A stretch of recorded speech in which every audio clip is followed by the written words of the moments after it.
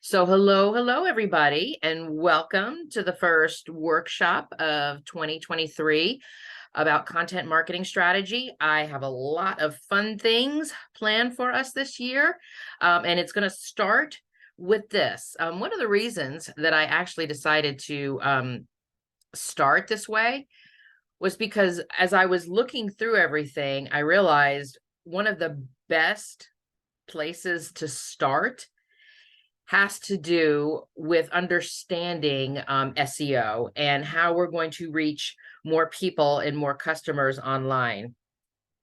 I had for years and years subscribed to the theory that social media was the place to go, that we should all be, using all the social media tools, Facebook and Twitter and Instagram and all of that too. But the algorithms change and shift so much that by the time that you think that you've got something figured out, it switches again. So it was just frustrating to me. And as far as I would make advances, it seemed like I was backing up. But the one thing that would always help me, that I was always able to get consistent traffic to my website, consistent connections with people who will be qualified customers to me, was through SEO marketing. And so one of the things that I thought about as I started working through my own content marketing plans for this year is what worked for me and how can I expand upon that? And so I want to share with you what has worked for me, and I'm going to expand upon it to hopefully give you this opportunity so that you can all take this process that I'm going to share with you and find a way to repurpose this into your business and your products and your services and the things that you sell. So let me get started here. So what we're going to be talking about is, I'm going to put me here in the middle. We're going to be talking about SEO and what this means with your content plan. I'm going to walk through what I refer to as the steps, the components of your SEO strategy. But first off, before I even jump into all of that, I'm going to talk about the science of why it's so important for us to do something like this. And I also want to share with you something that I had learned over the last few years as I was developing my SEO.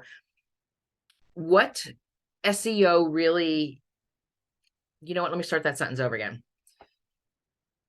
When SEO is focused on your customers' needs, rather than just shoving a bunch of keywords into your content, that's when it works. So I want to explain to you what that means and how to get your SEO content connected to your customers' needs versus just finding a whole bunch of keywords and shoving them into a blog post. And then I want to talk about the process to create your own SEO marketing plan. And of course, as always, I'm going to share with you the next steps to help you keep moving forward with this process. Just a real quick overview about myself. Since 2010, I have taught well over 125 social media workshops at the National Entrepreneur Center in the Orlando area. So I have worked with hundreds and hundreds of small business owners. I am not the person that says, oh, I only work with coaches, or I only work with, tangible products. I have worked with all different kinds of businesses. So the information that I'm going to be sharing with you today can go to everybody. This isn't just, oh, well, I'm not a consultant, so this can't work for me. This information that I'm going to tell you, it can work for you, whether you do a service, a product, or you are a coach or something, either in between of all of that. I currently am the owner of two businesses. I have my social media and content development consulting that I've been doing for about 21 years. And then I also had started the Create Your Business content development program that I started in 2018. So as I had said to you before, this is the first of our Create Better Content series for the year. If you missed any of the other ones that I had done last year, what I have done with them all is on my YouTube channel, which is Create Your Business, and just look for that. You can pull me up on YouTube at Create Your Business, and it's spelled all the way out, business. And there's a playlist there. And on the playlist, when you find the playlist, you can find all of the workshops that have come before this. Because actually, I'm going to touch on something that I had done back in October. So I don't want to get into that too much, but I will show you when we get there. Next month, one of the things that I am going to be doing is I want to talk about creating a content calendar. And it's more than just getting a calendar out and writing a whole bunch of stuff in it. So there was so much to do with content calendar. I've decided just to do an entire workshop on that. So just watch your inbox for that. All right, let's talk a little bit about the science, as I always like to get into the science, because I truly think that the way that our brains are situated, that we can either fight against them or we can fight with them. And so if we understand the science of how this is all working, then I think that we have a greater chance of not having to fight at all. And we can just get it to work with us. So before we even jump into SEO and why this is so important, before we get into the how, before we get into all of these steps, you'll need to understand about the why. There's the science of the why with regards to your marketing plans. And as a matter of fact, this particular point is so important. It is so important that the very, very first box that you would get with your Create Your Business program is called your why and your goals. You know, a lot of people think when they're gonna sign up for the Create Your Business program that I'm gonna jump into social media and this is where you should be and this is what you should be saying. And quite honestly, I don't even get to social media until box 5, because there are so many things that you need to put into your foundation before you even get into all of that marketing, that it takes until box 5 to get there. But the very, very first box that you will get talks about your why and your goals. So if we talk about the science of marketing, let me tell you that it is totally all in your brain. And I mean all of it. There is all of these different spots within our brain that are working together that's going to help you with your marketing plans. There's 2 things that we have to keep in mind. There's this one thing called the endowment effect, which I will talk to you about in a little bit, and the doses of dopamine, which is the neurotransmitter that's right here in the hypothalamus. The hypothalamus is like right back here above your, like where your head meets your neck. As a matter of fact, if you were to actually see a picture of the hypothalamus, it looks like a tiny brain within your brain. It's really kind of cool. But this is the part of our brain that transmits all of the chemicals that go through our body. And so the hypothalamus right back here is connected to the dopamine. And I know you guys have all heard about dopamine. So I don't need to get into all of that. But the other part of our brain that's working with regards to marketing is the prefrontal cortex, which is right back here behind your eyebrows, right up here in your forehead area.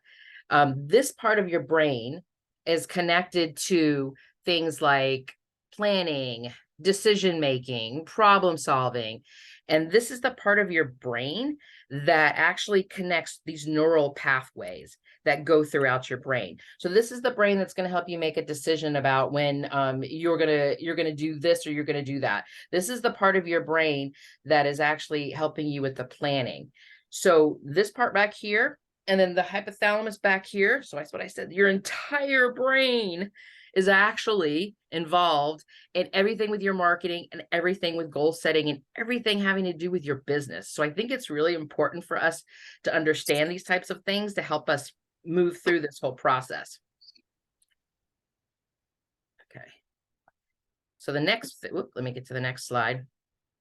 So the next thing that happens to us when we start to develop our process is one of the things that I've talked about, and I've talked about this so many times in other workshops that I don't want to get too deep into this, but we develop these habits and we go into autopilot. How many of us sat down at the beginning of this year and looked at our marketing plans and said, well, this is what I did this year, so I'm just going to do the same exact thing this year. I mean, last year, this is what I did. This is what I'm going to do this year, again and again and again. You just pick it up and you transfer it. You pick it up and you transfer it. You pick it up and transfer it without even realizing if it's working, if it's really reaching people, if it's really doing the job that you want it to do. We develop these habits. We think, okay, I need to be on Facebook at this point. I need to do this on Instagram. I need to do this. And we just go into autopilot. One of the things that I did at the end of last year when I was doing my marketing plans is I actually pulled back and I did a total marketing audit on myself. I treated myself like I was a client. I was actually kind of mean to myself There were moments when I was saying, okay, stop with the excuses. Why didn't you do this? What was going on? What were you feeling? Why were you thinking this? Did you think that people were going to judge you, or people were going to say this about you, or whatever it was? I was like all up in my own face, which is really funny. But I looked at my habits. And I looked at how much I had slipped into autopilot, and how I would allowed my marketing plans to just get repeated this year, get repeated this year. I was even repurposing some content that I had written a couple of years ago that needed to be updated. So this is part of what we do with our marketing plans. We develop these habits, we go into autopilot.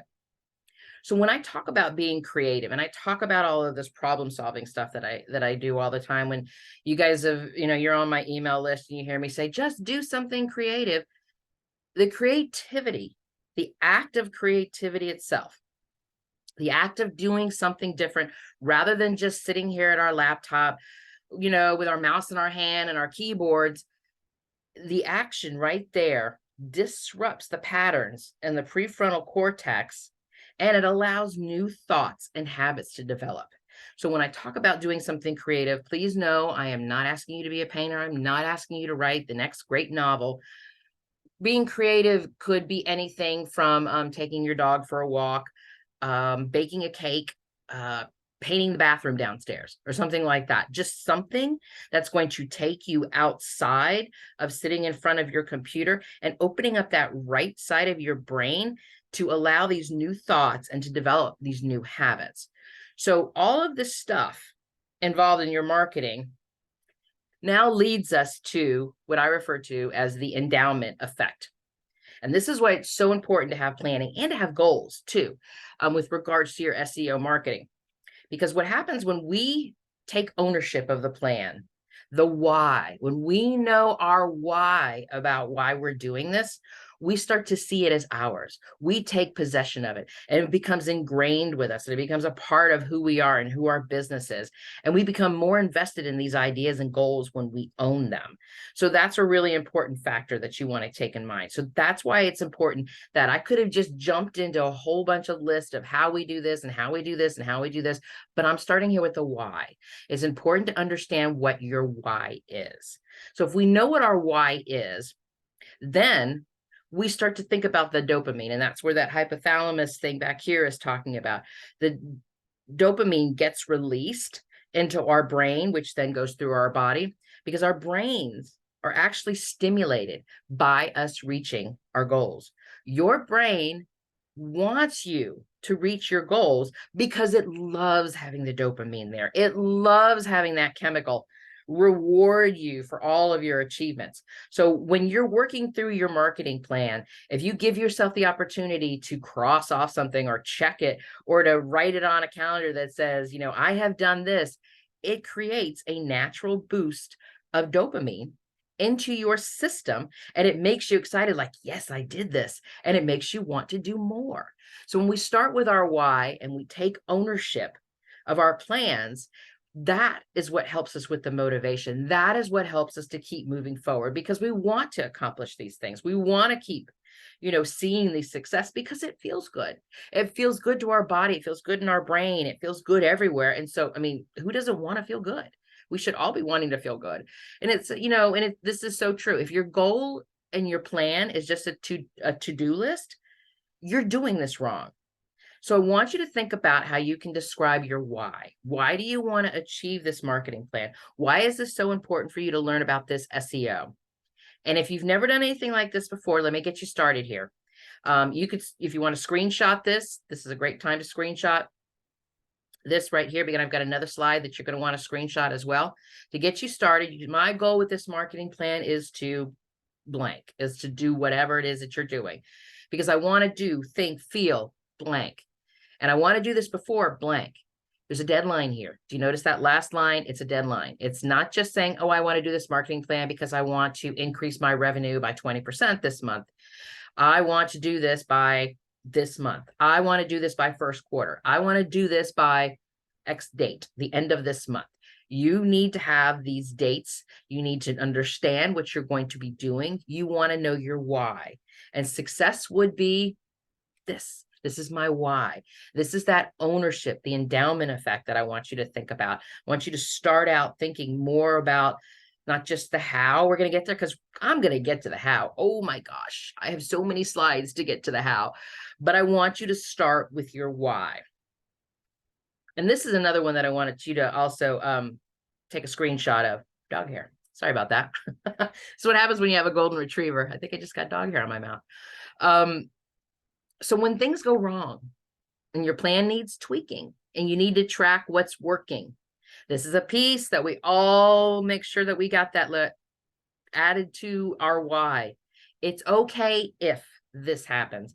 It's okay if I don't reach my goal at the end of this month, but I can do it into the next month. I need to reconsider this plan if after 2 months, this isn't working for me. I want you to not just think about all of the great things that are going to be happening and why you want to do this, but I also want you to think about what is going to happen when things go wrong, because here's the thing. They will. That's just the history of the game. That is the way marketing works. I have been doing this. I've been in business now 23, almost 24 years. And I can honestly tell you, with all of the work that I've done, from the media buying work that I've done, from the social media consulting, from the content work, and so many clients that I have worked with, not everything goes according to plan. And you always want to make sure that you have a contingency plan. What do we do if? You don't want to be caught off guard if something like this happens. So I want you to add this part to your why, because I think that is super important as we start to take possession of what we're doing here. So how is all this going to help you with this SEO marketing plan that I'm going to get into today? Like I said, I want you to take ownership of your plan. Having this plan is going to help you stay focused and motivated, because as I said earlier, your brain wants you to accomplish these goals because of the dopamine that happens in your brain, and then it moves throughout your body. Your brain's like, yes, I want more of that. And so by every time you hit a milestone, you're going to have some more dopamine release, and it gives you a positive mindset, and it allows you to keep wanting to move forward and to achieve more. So I want you to think about that as we keep moving through this process here. All right, so let me get into this first piece here. Before I get into the actual steps themselves, I want to share with you the difference between content, customer-focused content, versus just shoving a bunch of keywords into your, blog post or your, LinkedIn message or whatever it is I'm looking for. So the difference between customer-focused strategy versus a keyword content strategy. Because here's the thing about keywords. I love keywords. Don't get me wrong. But sometimes not all of the keywords that are there are going to be found in a keyword search. So you have to get a little bit deeper into what's going on with your customers versus your marketing. Because there's what's happening with a keyword. You can easily run a search on keywords. I mean, that's like the simplest thing to do. And I'm going to show you some really great tools later on in the workshop about how you can really dig into the keyword research. And when you fall down the rabbit hole, you'd be like, oh my God, there's this and there's this and there's this and there's this. And when you start to fall down the rabbit hole, I want you to come back to this slide. I want you to remember, this is what Penny said. Keyword research is really, really great. But a lot of times you're going to see keywords there that your business shouldn't be creating that kind of content. You could be increasing your organic traffic, but is that content really going to be converting customers? And let me give you a good example of this. Years ago, I'm still into Pinterest, but before COVID hit, I had a huge Pinterest marketing business where I was teaching people how to generate traffic with Pinterest. So one of the things that I had done when I first started on Pinterest was I created my email opt-in, and I was getting a ton of traffic. Everybody wanted to download this thing, download, but I wasn't converting anybody. I wasn't getting anybody past the point of converting. I would get people downloading things, but they might, maybe they read a couple of emails and then they'd go off my email list. And I realized what was happening was I was bringing organic traffic in by following all of this keyword stuff and thinking about all of these things that I was supposed to be doing, but I wasn't converting. And when I did a full-on search about who this customer was, what were their keywords, what were their focuses, what were their questions, what are the solutions that they're looking for, I redid my entire email opt-in and turned it into like a 3-part thing. It was really detailed, but I tell you what, by the time I had done all of that work, by the time that I switched that flipped that switch into the new opt-in, that's when it started to work, because I was answering their problems. And I love the fact that people could see my email opt-in and they could easily make a decision. Nope, that's not for me. Or yes, that's exactly what I want. So for the people that were, nope, that's not for me, I knew for a fact that they were never going to convert. They would get on my email list and they would never convert. But the ones that were like, that's exactly what I need, those were my customers. And those were the people that ended up over the years joining my group membership programs, participating in my workshops, doing all of that stuff. So keyword search is really, really important, but you want to make sure that you're creating content that's going to convert the customers that you're looking for. So that's a really huge piece of it. And so even though keyword research is really, really important, this is not the first place for us to start to create your content. What you should be doing if you're looking for a customer-focused content strategy instead of a keyword-focused strategy is to understand the difference between the two and how you're going to get there. A content marketing strategy starts with doing a deep dive into who your customers are, who your business is, and what makes your products and services unique. That is the thing that I did with my Pinterest program. I started looking at who are the people that I want to work with, who are the people that I want to convert from this email opt-in. How am I going to get them to just find me on Pinterest, download this thing, and then become clients? So it was that process that I was looking for. And I really needed to understand who I was talking to and what they were looking for. But see, the keyword research, it's just about topics that are relevant to your business. So now all of those topics that were relevant to my business, and let me use I'll stay with the example of Pinterest. I'll use an example of Tailwind. Tailwind is a program that you can use to schedule Pinterest. Now, I go back and forth about the usage of Tailwind versus doing it organically. That's a whole other story. But I didn't talk a lot about Tailwind because that was not something that I did really well. That wasn't the highest thing. But Tailwind ranks very, very high in a keyword search with Pinterest. But those were not the people that I was talking to. So I had to understand that just because Tailwind, which was a scheduling program, was a really big topic that was relevant to the people who were on Pinterest, though were not relevant to the people that were my customers that I was going to convert. So I think that's the clearest example that I can give you right now. And I'm sure I can come up with more as I keep going through this whole process together. So when we talk about our content strategy, the content marketing, when we want to do a deep dive about who we are and what we do, some questions that you're going to ask yourself is, who's my target audience? And get as specific as possible. Women, 35, 54, kids, no kids, all of that stuff. Get as specific as you can, because that's going to help you with those keywords and it's going to understand your content and what you're going to be creating. What are their pain points and needs? What are they struggling with? So what type of content do these people want to consume? Do they like to do videos? Do they like to read blog posts? Do they do both? Do they just do quick, little pictures on Instagram? Are they more into TikTok? How do these people consume their content? That's another thing that you're going to need to know, because that's going to help you with your content strategy. Some other questions that you want to ask yourself. What kind of conversations are they having, either online or offline? What unique expertise does my business offer? What is it that's different about my business than everybody else's business that's out there doing the same exact thing? What makes me unique and different? Is it the product itself? Is it me as the representative of that product? And then how can we match the expertise of my business to my customers' needs? So if we can answer those kinds of questions and go through this process, we can very, very easily work through the type of content that you're going to be wanting to develop. And not, have you seen, not once have I said, look for keywords. So all of this is customer focused when it comes to your content strategy. Because here's the thing about this. You want to find this unique angle, content angle, that intersects between what your business expertise is and your customers' pain points.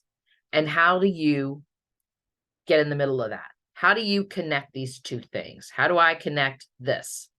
Is that right? Is that how you do it? I don't know. It looked good for me. So how you're going to do this is this thing called the content tilt.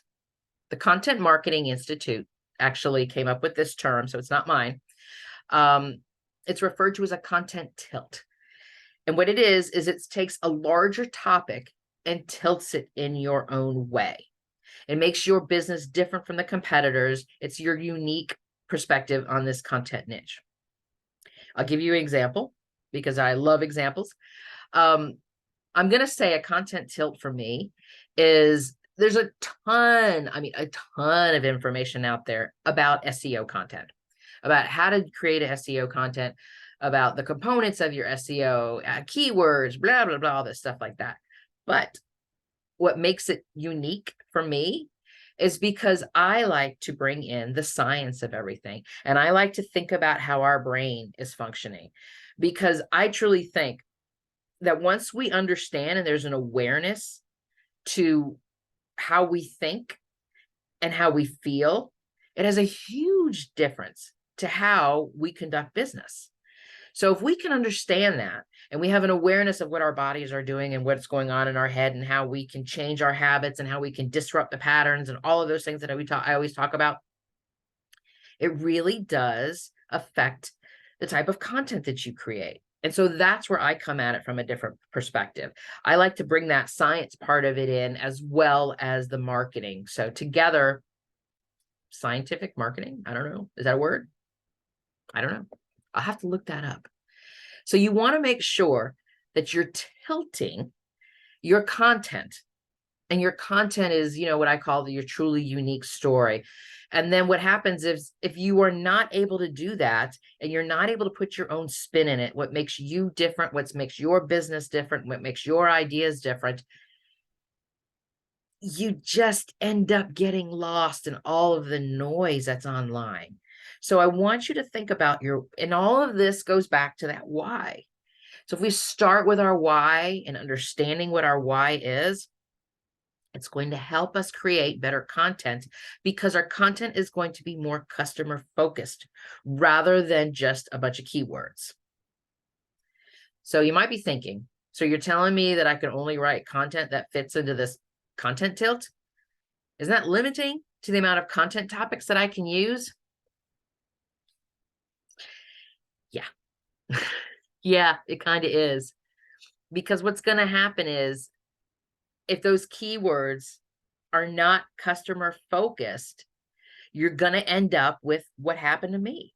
You're just going to end up with a whole bunch of people that have downloaded your opt-in and they're on your email list, but it's not connecting with them. It's not resonating with them. It's not answering any of their solutions. It's not helping them to do whatever it is that your business does to help them. And chances are that traffic's not going to convert. So I want you to take a few extra steps before you start with this content and before you really get into your SEO and understand what it means to look at customer-focused strategy. So let me jump into this, because as I was saying to you earlier, I am a big believer in creative thinking, especially with regards to your content ideas. And so if there's people who are struggling with, and I get this a lot, I don't know what to do. Tell me what to do. That's actually the whole reason why the Create Your Business Box got started, because I was working with my clients and I was telling them to do something creative. And they would say, just tell me what to do, Penny. So I would box up these little boxes and send them off to them and say, here, do this. they'd be like, oh my God, that's such a great idea. I love doing it. And that's how one of the pieces of how the Create Your Business program actually got started. True story. But let me share with you one of the easiest ways for you to spend time in your creative energy. That's not going to cost you any money. You just need to make time to do this. I want you to go outside and watch the sunrise or the sunset, or if you're lucky, both of them, depending upon what time you get up and what time you go to bed. And the thing about the sunrise and the sunset is, I don't know what it is about us that we think we have to go on vacation to some exotic island, and then we start snapping pictures of the sunrise or the sunset or whatever. We're like, oh, look how beautiful it is at the beach, or look how wonderful it is where I live, or whatever it is. You don't have to go anywhere. You can just open your front door and go outside. I guarantee you this. Every day, the sun comes up and the sun goes back down. Monday through Friday, the sun will rise and the sun will set. It just happens. This is what happens with our planet.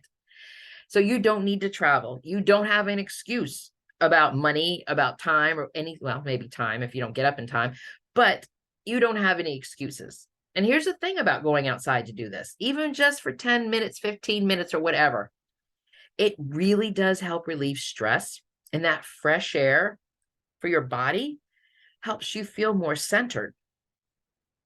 And here's the other cool thing about it, especially with the sunset, the sunlight actually goes right into your brain through your eyes, and it gives you an extra boost of feel-good hormones. Why do you think everybody always is like so happy when they see the sunset and they're all enjoying it? It's those feel-good hormones that are happening with our body.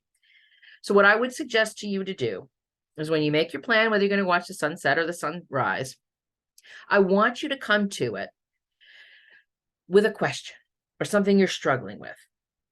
Even if it's just for 15 minutes that you're out there watching the colors change. Keep your ideas in motion. I always say inspiration will always be drawn to you when you take action. So come to this moment when you're stepping outside and you're watching the sunset and you're looking at, oh, that's a beautiful pink color. Wow, I didn't know that was so purple. Look at that. That's amazing. Bring with yourself a question or something you're struggling with. And as you are there watching and opening up that right side of your brain, ideas are going to start flowing to you. I want you to spend some time outside, either watching that, take a deep breath, and feel that creative energy enter your body. As I said here, they don't call it the magic hour for nothing. It really is true. I mean, it's amazing. When you do this creative exercise, it moves you and brain into a state. I'm not going to get into the different theta and beta waves and all that stuff, but maybe that's for another time. And you will start to uncover some insights about some answers that you're looking for.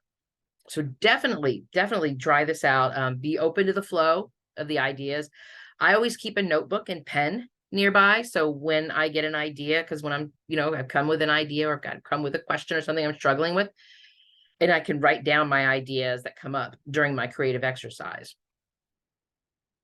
If you're interested in learning more about how this process works, I would love for you to subscribe to the Create Your Business program.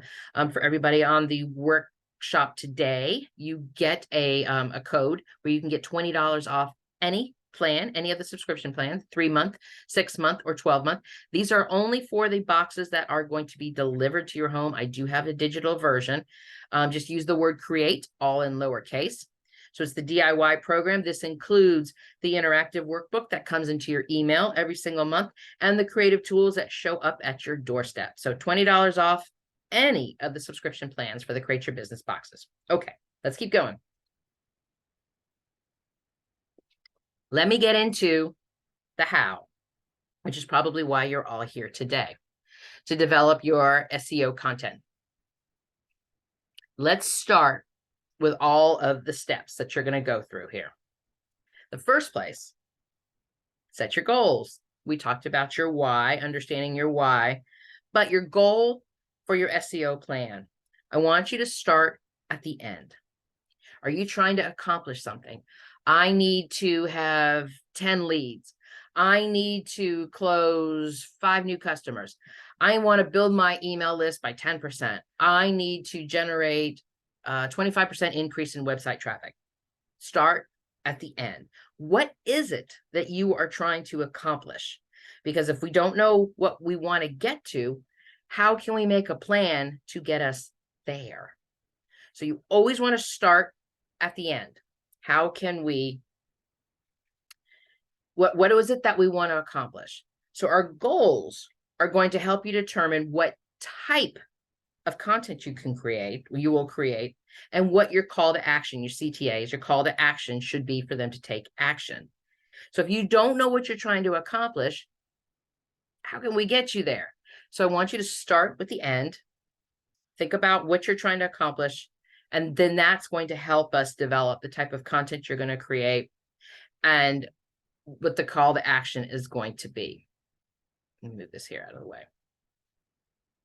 So the second step we're going to do is you're going to talk about who your customer is and their pain points. I know we talked about that before because that is connected to this customer-focused content strategy versus just shoving keywords in here. You notice I'm already at step 2 and I'm still not talking about keywords. I'm still talking about your customer, because your customer is the one that's going to make the sales. So we need to connect with the customer and what the customer's focus is, not just what we think we need to be talking about. What does our customer need to hear? Who are we talking to? What are they struggling with? And how is it that your product or service is the answer to these questions that they're looking for? These are all really important pieces that you need to work through before you can even begin to think about what kind of content that you were going to do. It's funny because I had a client conversation. When was that? I was like 2 weeks ago. I was working on a content calendar with a client, and she came to me and she'd already had some of her blog posts and some stuff written out. And she kept wanting to start down at the end. I have a blog post for this. I want to write a blog post for this. I want to write a blog post for this. Where does this go? Where does this go? When should I be posting it? And I let her go. I think I let her go for like 15, 20 minutes. And I just kind of sat there and I added some comments every now and then. And then when she stopped, I looked at her and I said, okay, well, who are we talking to? What problems are we solving? What's the purpose of this content? And she sat there and she looked at me and she didn't have any answers. She had come up with all of these ideas about all the stuff that she wanted to write, all the stuff she wanted to do. But she'd started at a point that there was a total disconnect to where she needed to start. So I backed her up and I said, that's really great. And we're going to get to that.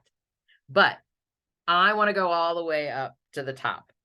So we worked ourselves back up to the top of looking at customer focus, talking about who her customer was, talking about their pain points, and how was what she was doing going to help. And it's fascinating about this whole process is by the time we got down to some of those blog posts, they were irrelevant. They were great ideas, but they were in no way going to convert the people that she wanted to talk to. And so sometimes I think we get caught up in just these ideas and I'm going to create this content. I want to create this series. I want to create this video, but we don't start up here and then work our way down. So I'm going to ask you to start up here and talking about who your customer is and their pain points before we work our way down. Really important piece right there. And if you get stuck and you're not really sure, I think I know, I'm not sure. These are some of the clients that I have talked to, and this is kind of the information I'm getting. If you're not really sure and you'd like to get like real people to talk about this, you want to hear what real people are saying. One of the best things you can do is run a search on Reddit. There's so many Reddits and subreddits and so much information out there, and it's real people. I mean, you got to sort through a whole mess sometimes to get to some answers, but you're going to find real people answering real questions about real problems. And you can look at that and say, nope, that's my people. That's the pain point. That's what they're looking for. Another great place to do this is on Facebook groups. Joining in Facebook groups, scrolling down and reading the questions, and not just reading the questions, but looking at the comments, looking at the answers. You will find your content sometimes in the comments of a Facebook group. So look at Facebook groups. Also, you can go to Pinterest. Pinterest is another great place because Pinterest is actually an SEO based program.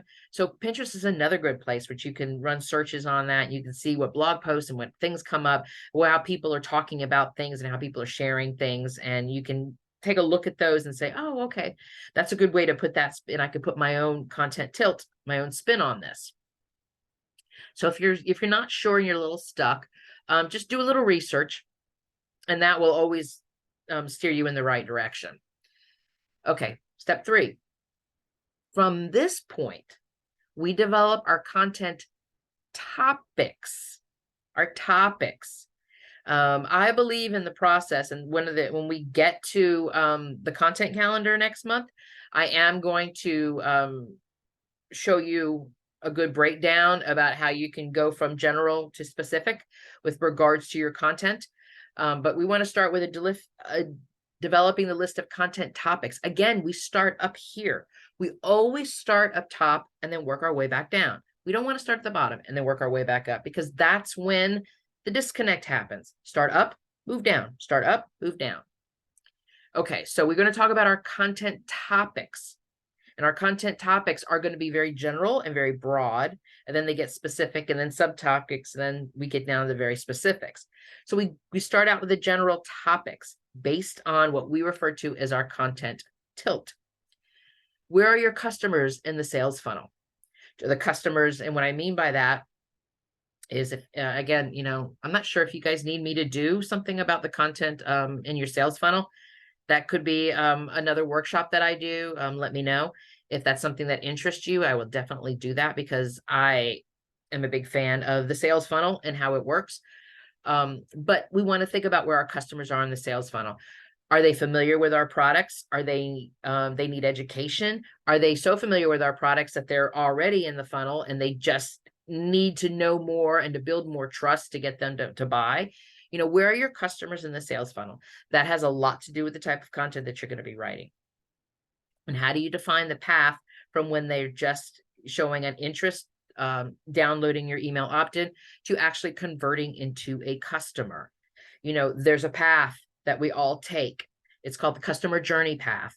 And we all move down the customer journey path, no matter whether it's a coaching program, it's a product, buying a new car, everything that we do, we move through a customer journey path. Where are your customers on that path right now that you mostly are speaking to? And that's going to determine the type of content you're going to do. And so when you take a look at all of that, that's when you start to do like a big audit on what you're doing. And then you organize what you're doing.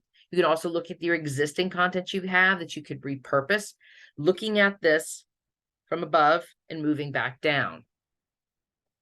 It also helps you when you start looking at these topics to look at the missing gaps. Where are the pieces that are missing? Is there something that I've got here that I could repurpose? Something that I wrote that all I need to do is update it because, the program's just changed a little bit and I could just update it or whatever. What is the ability that you have to create this valuable content? And you want to define its purpose within your marketing plan. So you want to look at these content topics, say, this is what this is. And it could just be, 5 different, or maybe even like 4 different kinds of topics. And they're all general. And then they go subtopics down to the specific valuable content itself. So I actually went really deep into this. I don't want to go too far deep into this, even though I can. But if you didn't get a chance to look at that, I did a full-on workshop October of last year about brainstorming, how to plan, brainstorm, and implement your content using a mind map, which is like the coolest thing ever. If you've never used a mind map, I highly encourage you to try it out. So if you want to see that, you just got to go to Create Your Biz, my YouTube channel, and look for playlists. And under the playlist, you will see every single one of the workshops that I have ever done. And you can just scroll through each one of them and go and look at all of that stuff. So I don't want to repeat myself and keep moving through this like I want to. All right. Look at that. Number 4. Now we're at the keyword. Now we're at the SEO stuff. I had to do 3 other steps before I even got to keyword stuff. So we review our content topics and the call to action that we want to do. We need you to sign up for a coaching program. We want you to sign up for this membership program. I want you to XYZ, whatever it is, those things are, those become relevant keywords. And one of the things I also want you to start looking at is it's not just a keyword. I want you to do something which I refer to as long tail keyword phrases. Long tail keyword phrases are actually several keywords that are going to be together in a phrase. Customer focused strategy, long-term keyword, customer focused strategy, 3 separate words, and on their own, customer focus and strategy are very strong keywords, but together, customer focused strategy becomes a very strong keyword. And it's such a good keyword phrase that when you put that in there, somebody is typing in the words, I am looking for help on a customer focused strategy. That is so specific and that is so unique. And for you to show up and someone's like, boom, that's what I was looking for. That's how we convert people, because they finally see something that they want to learn more about. And when they want to learn more about it, that's when we show up. That's when we show up in the search. So think about these long tail keywords that I'm referring to. And I use that example. And if anybody wants to, put something up in the chat and have me try to help you out with a long tail keyword, I can definitely do that if you need some help with that. Type in some of your keywords and I'll figure out some long tail keywords for you to look up. But you also want to make sure, going back to everything I've said before, don't just use keywords for the pure sake of the keywords. You want to make sure that the keywords make sense, that this is going to be customer focused, that it goes all the way back to what we had talked about before. We're starting up here and we're going down here. Remember, we're now we're on step number 4. So we've done all of that other work. And so if some of these long tail keywords are coming up and they are not connected to your content tilt and they are not connected to your pain points, they're going to be great long tail keywords, but they're long tail keywords for somebody else. We want to make sure that we are using long tail keywords and keywords that are relevant for our business and who we are and what we do. So that's a really important piece right there. I want you to guys keep that in mind. So if you are struggling trying to find keywords and you're not sure how to even go about this, here are 4 tools that you can use. There's something called keyword tool. And I wanted to put the link to it because it's .io and not .com or .net. So I just wanted to make sure that you guys were aware of that. So I put that there so you went to the right place. I have not personally used keyword tool before, but I use the rest of the 3. I have keywords everywhere. It's a Chrome extension. And so whenever I pull up my Google with Chrome extension on it, and I run a search for something, down the right side, I will get keywords and they will give me examples of something that I'm searching for. Keyword planner is something that's connected to Google Ads. You don't have to place a Google ad for you to have access to Keyword Planner. You just want to make sure that you have a Gmail account. So if you have a Gmail account, you can log in and you do all the work as if you are going to, you're going to place a Google ad. I'm not asking you to spend any money, but when you do, when you get to the section about Google Ads, there's something there called Keyword Planner, and you click on that and you put the keyword in there. And what it ends up doing is it not only gives you a breakdown of that keyword, it gives you breakdown of keywords that are close to it, but it also shows you, and this is interesting, there's a number about how people are spending money. So people are spending money using this keyword. Are they spending $10 for this keyword? Are they spending $1 for this keyword? You can also see how many times it's being pulled up in a search. So you can see the really important keywords that are being actively using, that people are actively using, that they're paying for. You can also see the ones that aren't working as well. So it's a great way to basically see that people are paying for this. So it's data. It's really good data. It's not necessarily your data because you're not spending any money. I'm not asking you to buy Google ads. So keep that in mind. I'm not asking you to put any money in, but that's just the section that you need to go to get to Keyword Planner. But it's really interesting to see the breakdown, because sometimes it'll show you some keywords like, oh, I didn't think about that one. I didn't think about that one either. So that's a good one to try too. And yes, Pinterest. Pinterest is always a really good place to go for keywords, because they have this little thing. Their search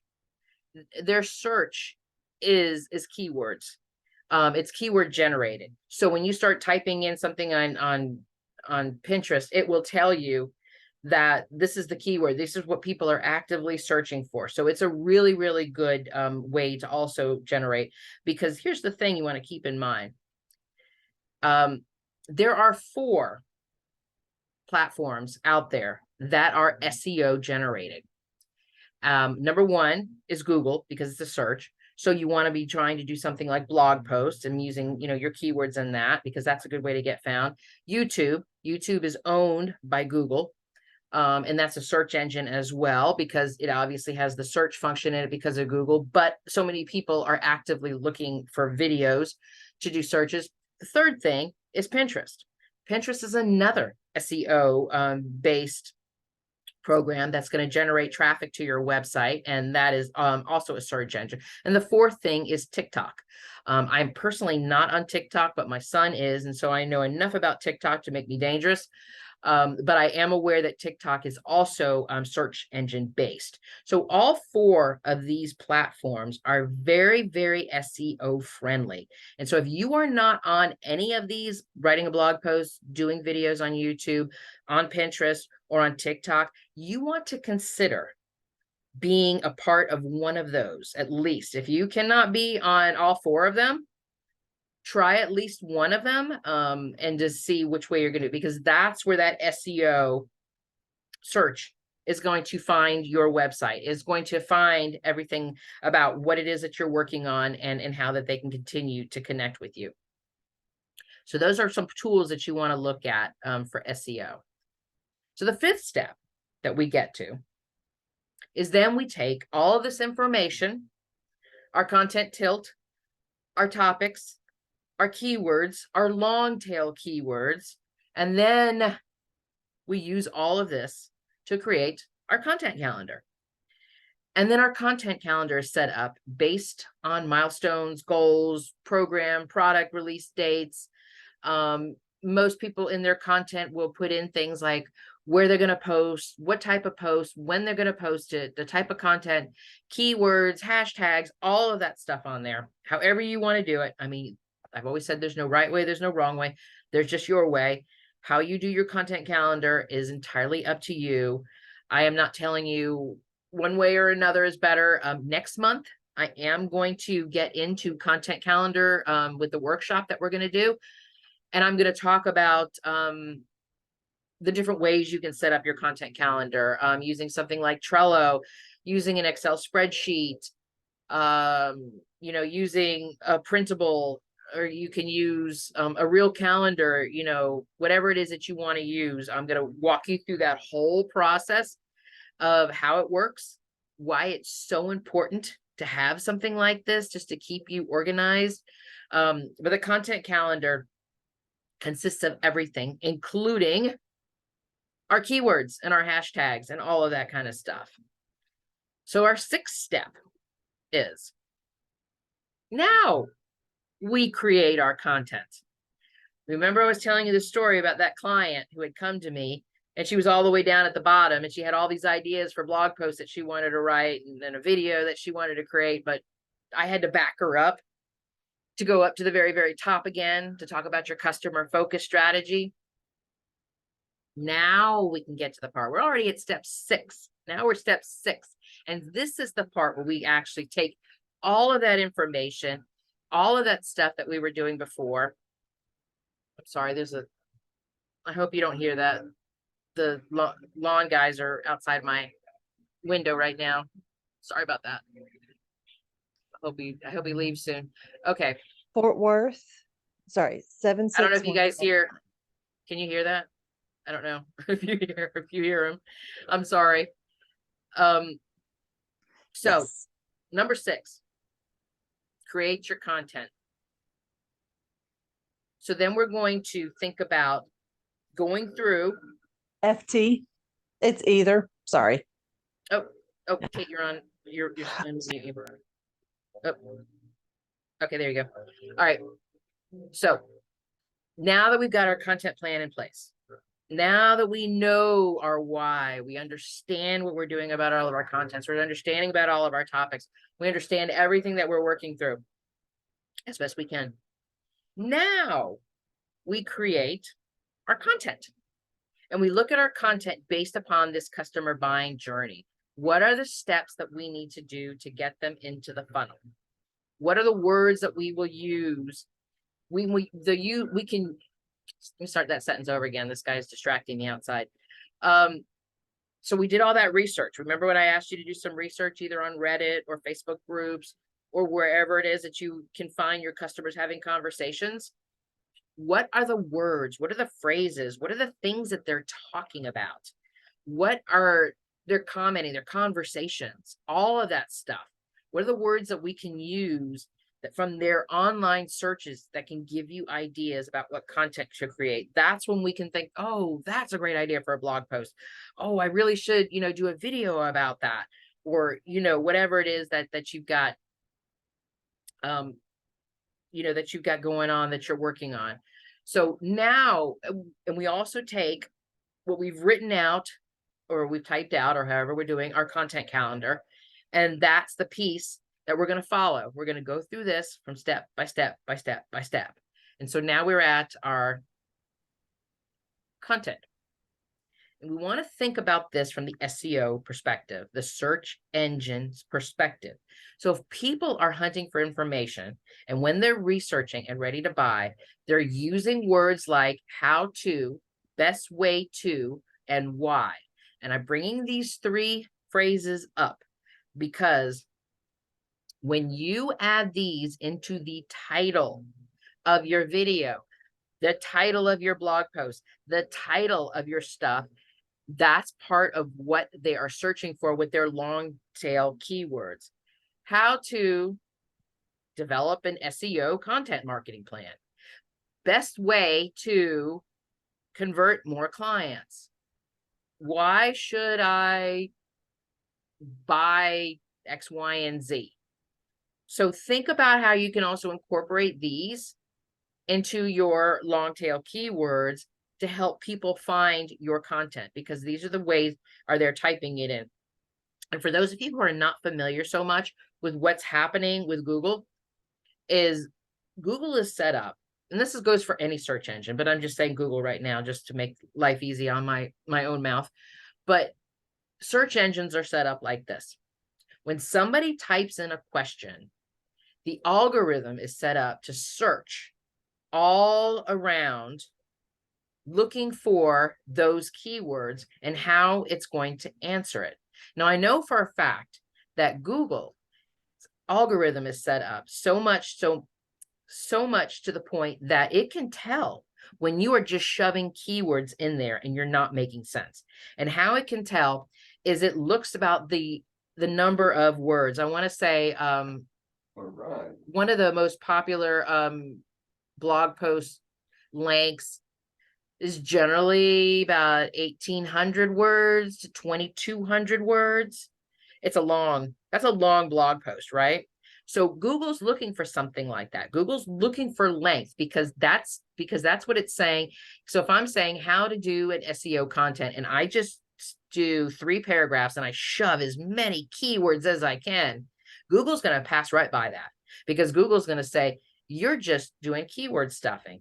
But if I had a blog post, how to do SEO marketing, and it had about 2,100 words in it, I have a greater chance of being pulled up in the search because Google could see the number of words in it. And it says, okay, this is information. This is educational.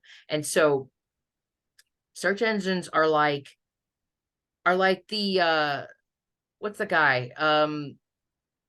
Ask, the one that you ask all of the questions and you say, oh, the magic guy with the lamp. You know, what is it? What is the guy called with the Aladdin, you know, where he says, you know, wish, you know, tell me what your wish is. Your wish is my, that's it. Your wish is my command. That was the phrase I was looking for. That's what SEO is like. Your wish is my command. So all of the SEO functions work in that way. Your wish is my command. I'm typing something in, and so the algorithm pulls up the best option that I can get to answer my question, because they want you to stay on their search engine. They want, YouTube wants you to stay on YouTube. Google wants you to keep looking there and not move to somebody else's, you know, search engine. Pinterest wants you to stay on Pinterest. TikTok wants you to stay on TikTok. Your wish is my command. So we want to make sure that our content fills that wish. So our content will fill that wish by doing these certain things with the algorithm, by using the long tail keywords, by making sure that our content provides enough information that we're not just shoving keywords into a blog post, but yet it's creating valuable content. And so when somebody types in, how do I do an SEO marketing plan? And I wrote a blog post that says, how to write an SEO marketing plan, and it's got 22 characters in it, and I've got a greater chance of being educational, Google will say, your wish is my command, and show and present my blog post as an answer to their search. So that's pretty much how it's working right now with all of this. I mean, there's obviously a lot more going on with the algorithm than just your wish is my command, but that's about as easy as I can describe it right now, and why it's so important to be thinking more about SEO value versus just, you know, how can I get more engagement on my Instagram account, you know? So when we also, so let's think a little bit more about our content where we're creating our content. I got off on a tangent. Sorry about that. So when they're ready to buy, your customers were also going to use in their search questions things like deal, discount, you know, how do I want to buy this, I want to do this, these long tail keywords that your customers are already using. But again, I want you to focus on your strength. Don't just put some keywords in there because maybe the keyword planner in the Google Ads thing had said, hey, this one's getting used a lot, but it's nothing to do with me. So maybe I'll just bring a whole bunch of traffic to my website, and then people will come here and they'll go, oh, how cool is this? No, no, no, no, no. You want to use the words that people are looking and searching that are connecting to your customer, who they are and their pain points, and how your business solves them. Remember that. We want to keep this, it's as clean as I can get this. I can't say this any more than that. So you also want to think about when you're developing your content, the different formats of the content. This was what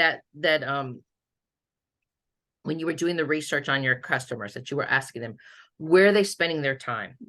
Are they spending their time on Facebook? Are they spending their time on Instagram? Are they on TikTok? Are they on Pinterest?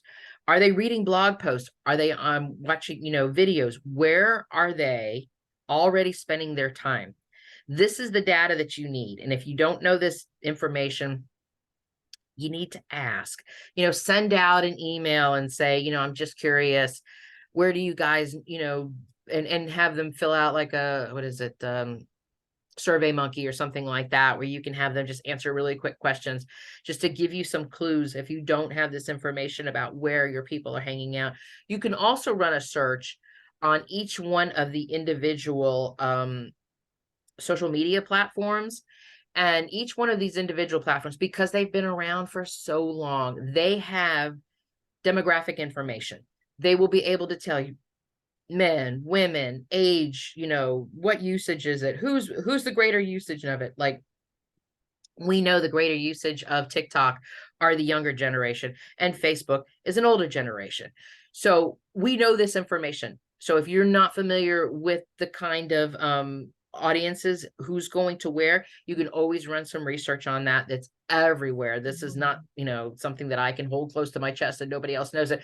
You can find this information everywhere. So if you don't know, do some research. So I'm asking you to actually not just go back to say, well, this is what we did last year, let's do this again. Do some research, especially if your marketing wasn't working as much as you had wanted it to. So that's also a good thing to think about too, especially if you were struggling last year. The types of content that you're going to want to focus on: blog posts. Remember, blog posts are still a great way to connect content.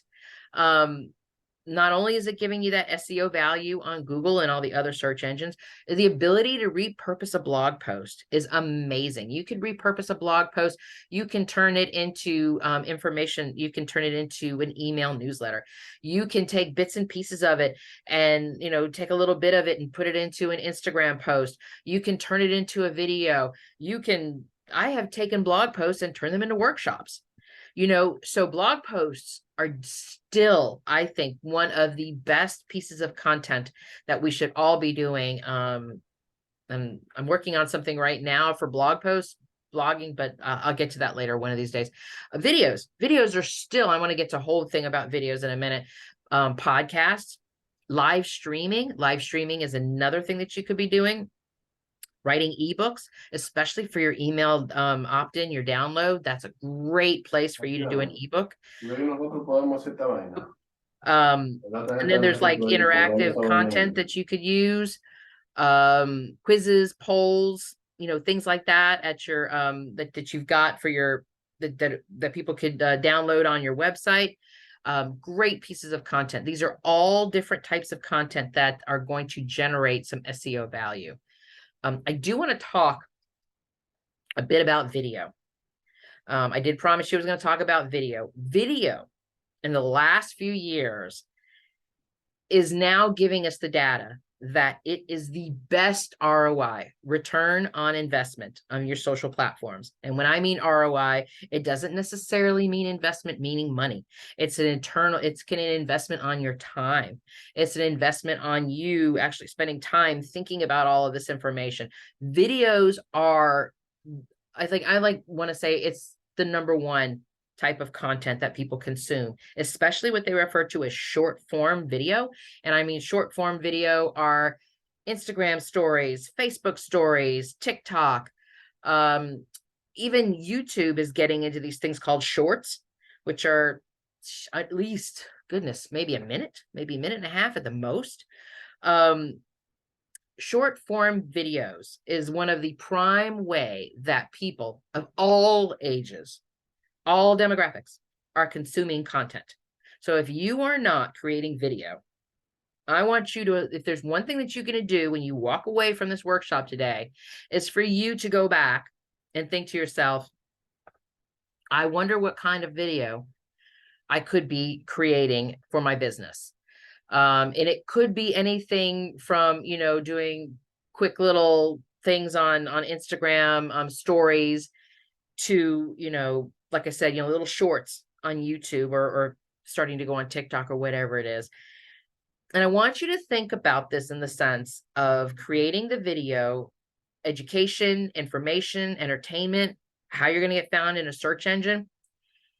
But I want you to not think about, I don't want to put myself on video. I don't like to see myself. I don't like to talk on video. I don't like to hear my voice. All of that kind of stuff. Video doesn't always have to be this. Video can be a series of really great educational slides with some music in the background. That's video. One of the things that I started doing with my YouTube channel is, as you can tell, I talk with my hands a lot. I constantly talk with my hands. It's just who I am. And so I started recording videos for my YouTube channel, and I felt like I was distracting myself. I don't know if that's the right word for it, but I find that I can do this a lot better on YouTube when I can just talk. So one of the things I started doing on my YouTube channel is, if you go watch any of my videos, you'll see that all I'm doing is I download some footage, and maybe it's some footage of the sunrise, or maybe it's footage of, a mountain snowing or something like that. Because my goal with those videos wasn't because I wanted you to watch me wave my arms around, because you could come to one of my workshops and watch me wave my arms around.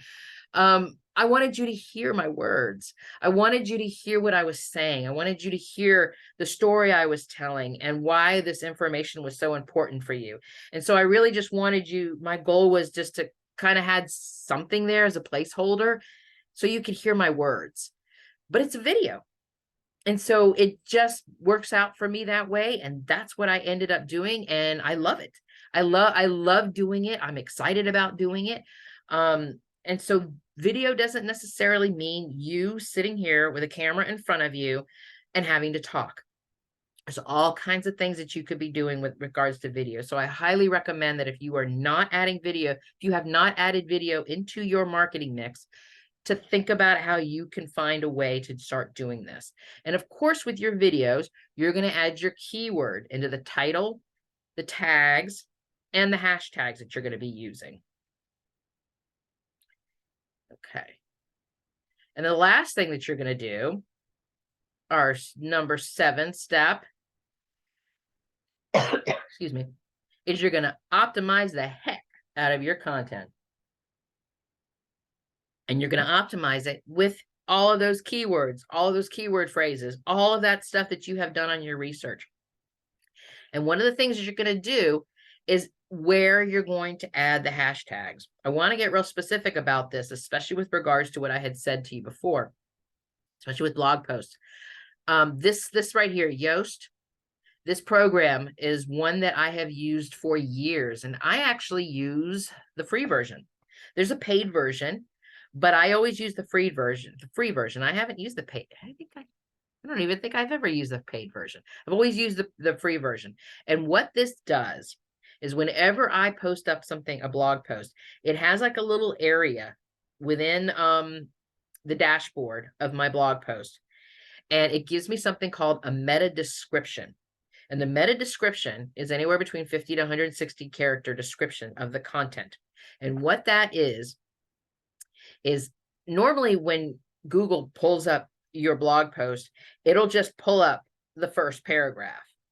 Now, I don't know about the rest of you, but when I write a blog post, my first paragraph tends to be an introduction. This is what I'm going to tell you about. And then the middle part is, this is what I'm going to tell you. And then at the end of it, it wraps it up. This is what I told you about. And this is your call to action. So sometimes my first couple of sentences won't be, this blog post will tell you how to do this, this, this, and this, and this. I might get to that by like maybe the 4th sentence or the 5th sentence or whatever it is. But if I let Google pull up the first sentence or whatever, it's not going to really give you enough description about the whole blog post. So Yoast has a section in the dashboard which allows me to override that automatically of pulling up the first 2 sentences. And I can actually put in there going, this blog post will give you the 7 steps to write an SEO plan. And I can put that. So when my blog post gets pulled up, that's what you see for the description, not my first couple of sentences. So this is a huge piece that's going to allow not just for it to get pulled up, because within that meta description are some keywords and the long tail keywords in there. It allows it to get pulled up in the search right underneath my site. I hope that makes sense. So it gives me that extra pull. So if somebody actually sees my link to my blog post, they can look under and they go, oh, 7 steps to this. Okay. Ooh, that's what I want to read. As opposed to maybe my first sentence, which might not have been as descriptive in what the blog post is about. So I know there's other programs that you can use, but I know that I am a big fan of Yoast. That is like my big thing that I like to use. So other areas, the title, your title, anywhere between 50 to 60 characters, is also going to be another place where you're going to put your keywords in there. When I first started blogging, and that was like back in 2007. Wow, that's when I started blogging, 2007. I used to want to get so artistic with my blog post titles, and nobody was ever looking for my artistic blog post titles. And it took me a while to stop myself and then to write something like how to develop SEO content, which is what people were searching for. So I had to stop myself from that. And so I have to write the title keywords, but what's relevant to the blog post. Subheadings, all of your subheadings, your H1s, your H2s, if you know anything about WordPress, you know what I'm talking about. Those are also great places because when Google search, I call them little spiders. When Google spins the spiders out to search your site, it's basically looking around. It's not just going to the top. It's going through the whole thing. That's how it knows it's a long blog post. That's how it knows that this is something that I'm going to pull up in the search results. So it looks at the subheadings, and your subheadings are also things that you're going to want to put keywords in, and the image alt tags. And basically what that is the image itself. Like I always put an image up on the top, but then I also put an image in the middle, like to kind of break up my text. So both of those images will have an alt tag. And when you click on the image, you'll be able to see the space in there, which you can add. So there's a title of it, but you can also see a space in there that you're going to put the keywords in there. You're going to put your keywords in there. And most of the time what I do is I put the name of the blog post title in the image for the one up on the top, but then the one on the bottom, I'll use another keyword.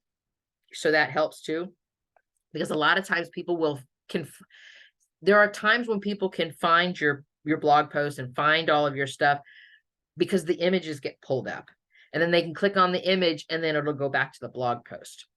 So your images are another place where you're going to put the keywords in there. So you're going to do your title, you're going to do the meta description, you're going to do your images. And also, and I didn't include this, but this is also the case, within the first paragraph, you want to have at least one or two of your keywords in that too, because that's the other area that's going to pull up in search of that. So let me just run this through real quick before I let you guys get to the question part. I've said this before, but it's always worth repeating. As I had shared with you earlier, I used to think that one of the best things to do was always to be on social media, and why wasn't this working for me and all of this stuff. And that's when I started moving back to SEO based marketing.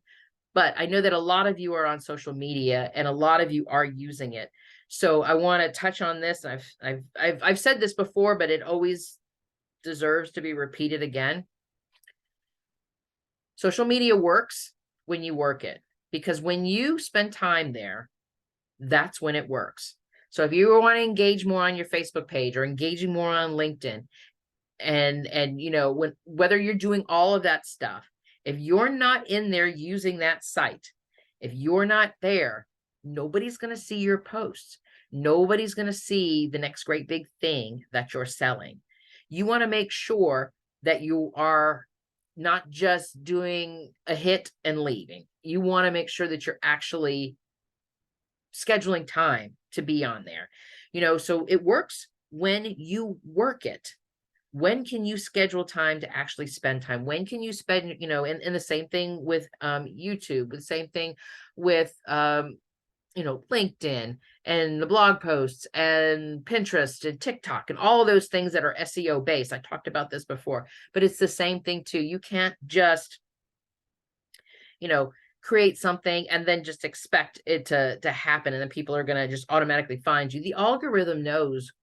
It's really creepy. It's really kind of creepy how they know when we use it. And I hate saying that, but they do. But because they also know when we use it, they also know those people who are active users are going to be the ones that their content is going to get shown more frequently, and that they're going to be connecting to more people.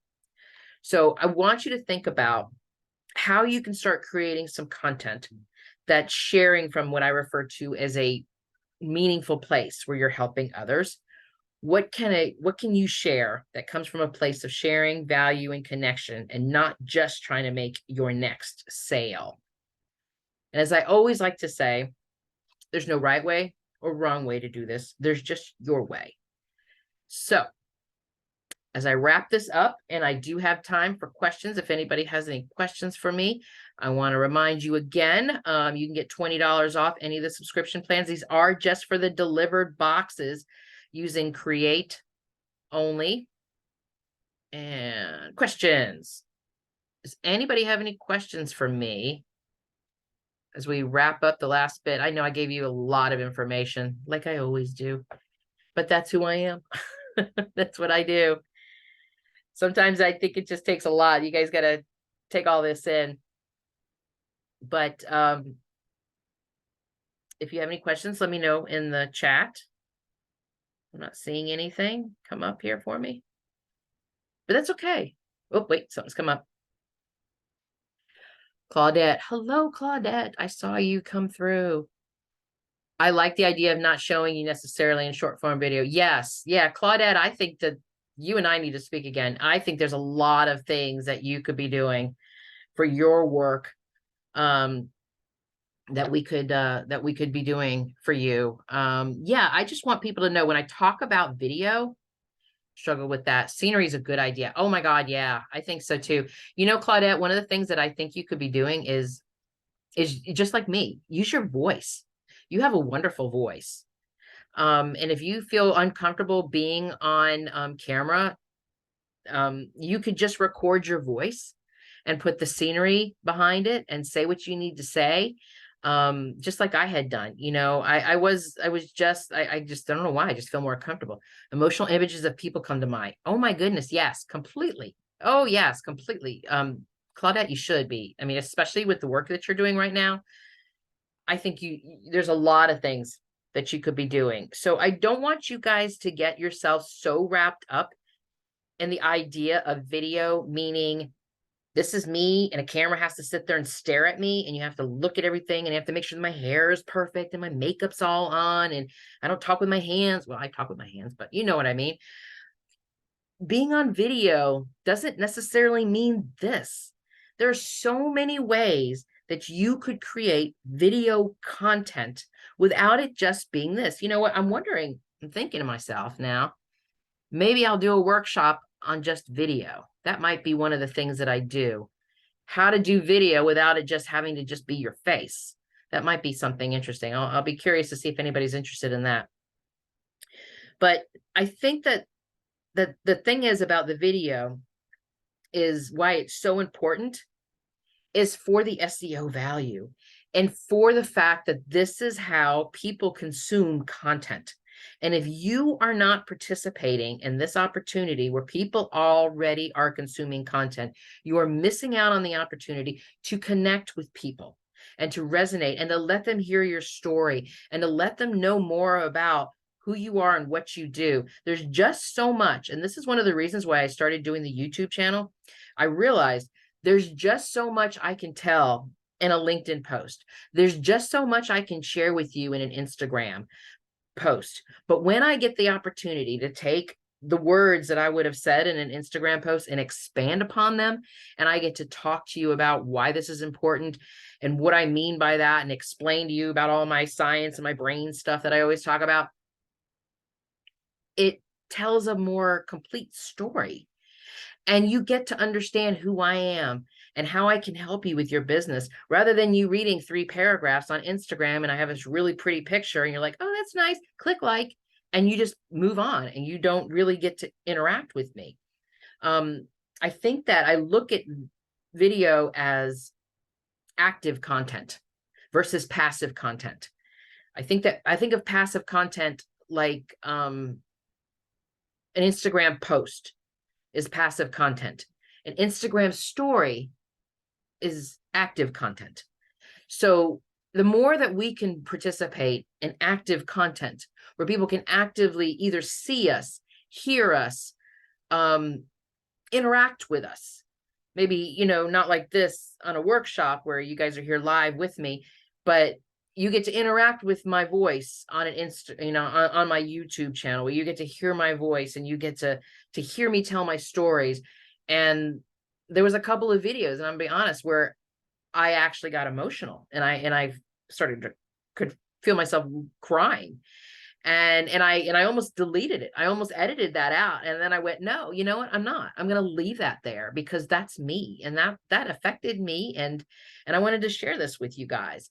So I think that I think that if there's anything I can leave you today, and I left you with a whole lot of stuff here with this SEO marketing stuff, is to find a way to make video work for you and make it be a part of you, and it help you with that why that we talked about at the very, very beginning of that.